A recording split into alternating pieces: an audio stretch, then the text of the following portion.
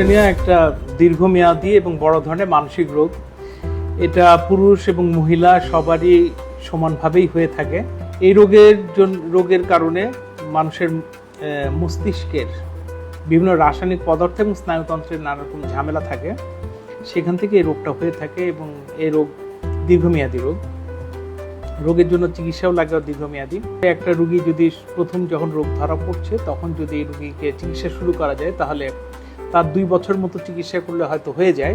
কিন্তু যাদের চিকিৎসা শুরু করতে দেরি হলো বা ওষুধ ঠিকমতো খায় না এরকমভাবে চলে, তাদের 5 বছর বা তার বেশিও চিকিৎসা করা লাগতে পারে। সিজোফ্রেনিয়ার যদি চিকিৎসা ঠিকমতো করে তাহলে একজন ব্যক্তি তার স্বাভাবিক কাজকর্ম চালিয়ে যেতে পারবে।